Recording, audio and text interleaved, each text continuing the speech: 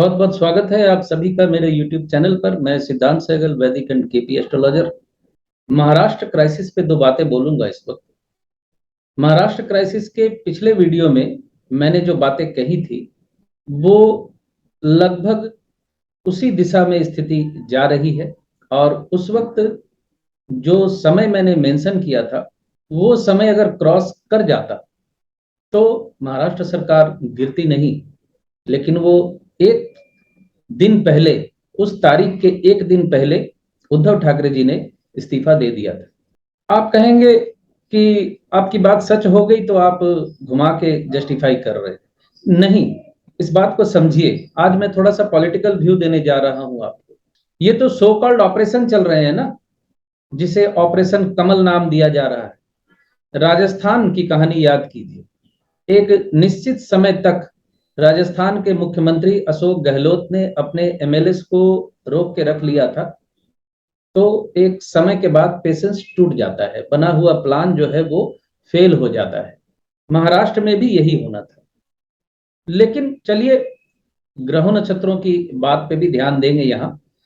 पिछले साल यानी 2021 में जिस वक्त शनिदेव रेट्रोग्रेड हुए थे तो मैंने फेसबुक पे पोस्ट डाली थी कि महाराष्ट्र सरकार खतरे में आ सकती है। लेकिन पिछली बार का रेट्रोग्रेड सैटर्न नुकसान उद्धव ठाकरे की सरकार को नहीं पहुंचा पाया। लेकिन इस बार शनिदेव के वक्री होते ही जो फलादेश मैंने पिछले साल कैलकुलेट किया था वो फलादेश 2022 में एग्जीक्यूट हो गया। कई लोग प्रश्न करते हैं कि आपने ये सरकार 5 साल चलेगी कहा था। बिल्कुल कहा था, लेकिन जिस वक्त मैंने ये कहा था कि सरकार नहीं गिरेगी, उस वक्त सरकार नहीं गिरी थी। ये क्यों भूल जाते हैं आलोचना करने के पहले? 2021 में ही सरकार गिर जाएगी का हल्ला पूरे सोशल मीडिया पे मच गया था। मैंने वीडियो डालकर कहा था कि ये सरकार नहीं गिरेगी। सरकार नहीं गिरी। मेरे फलादेश करने के बाद 2 साल तक सरकार टिकी रही, तो इतना फलादेश काफी है। खैर, ये बहसें चलती रहती हैं, इसको हम इग्नोर करने के अलावा और कुछ नहीं कर सकते। वर्तमान स्थिति को आप समझने की कोशिश कीजिए। अक्टूबर के अंत तक शनिदेव मार्गी हो जाएंगे। शनिदेव मार्गी होने के बाद नवंबर तक गुरुदेव भी मार्गी हो जाएंगे। शनिदेव के मार्गी होते ही उद्धव ठाकरे की कुंडली की स्थिति जो बिगड़ी थी वो वापस ट्रैक पे आ जाएगी। मैं अपनी बात को फिर दोहरा रहा हूं कि उद्धव ठाकरे जी का जो समय है यानी उनकी जो दशा अंतरदशा चल रही है वो 2025 तक उनके लिए अच्छी है। तो शनि देव उनकी कुंडली में रेट्रोग्रेड है और गोचर में रेट्रोग्रेड होते ही कुंडली के रेट्रोग्रेड शनि का फल उन्हें मिला। यानी प्रॉब्लम जो होनी थी वो रेट्रो के वक्त हुई। तो शनिदेव जैसे ही मार्गी होंगे वो समस्या इलिमिनेट हो जाएगी। जिस वक्त महाराष्ट्र सरकार गिरी, सरकार फॉर्म होने के पहले मेरे फेसबुक पे पोस्ट पड़ी हुई है, आप लोग जाके देख सकते हैं। मैं चेक कर लूंगा कि वो पोस्ट पब्लिक है या नहीं। अगर पब्लिक नहीं होगी तो मैं उसको पब्लिक कर दूंगा। आप देख सकते हैं जहां मैंने बिल्कुल साफ शब्दों में कहा था कि देवेंद्र फडणवीस जी के चीफ मिनिस्टर बनने के योग नहीं है। इस वक्त कोई तीसरा नाम उभर सकता है। एकनाथ शिंदे का नाम वहां मैंने नहीं लिखा था। इसलिए नहीं लिखा था कि एकनाथ शिंदे की कुंडली मेरे पास नहीं है।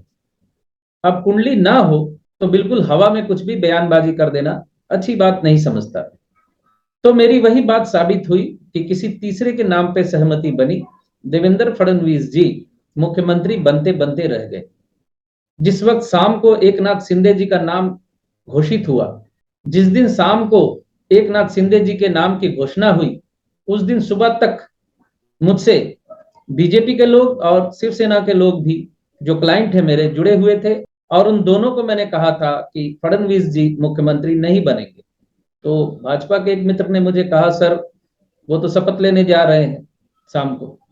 मैंने कहा ठीक है, हो सकता है शपथ ले ले, लेकिन मेरा कैलकुलेशन जो था, जो एस्ट्रोलॉजिकल कैलकुलेशन था, उसमें वो सीएम बनते नजर नहीं आ रहे। मैंने जो कहना था मैंने कह दिया। कभी कभी चाय के कप में और होठों में बहुत लंबी दूरी हो जाती है। शाम को 5 बजे मेरे भाजपा के मित्र का कॉल आ गया, सर आपकी बात सच हो गई। मैंने कहा क्या हुआ? बोले फडणवीस जी सीएम नहीं बन रहे।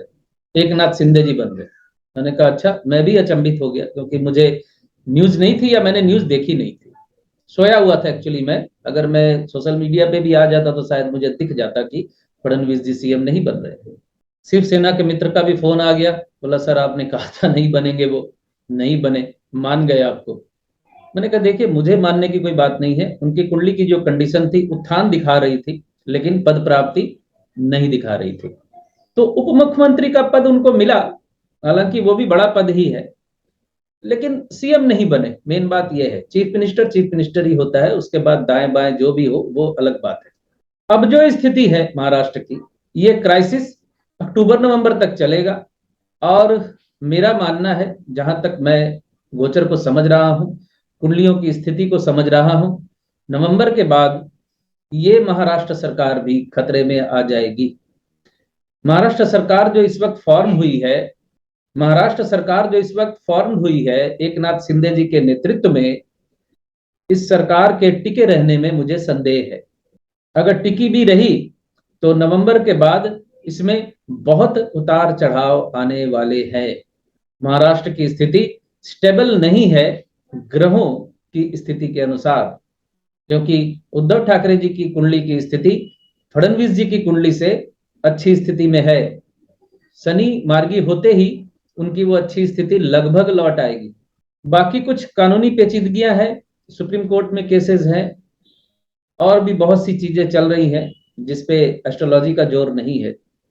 मैं तो हमेशा ही कहता हूं कि देश काल पात्र बड़ा मायने रखता है कि कौन लीड कर रहा है, कौन आ गया सामने, इस पे भी निर्भर करता है कि स्थितियां किस तरफ घूम जाएंगी।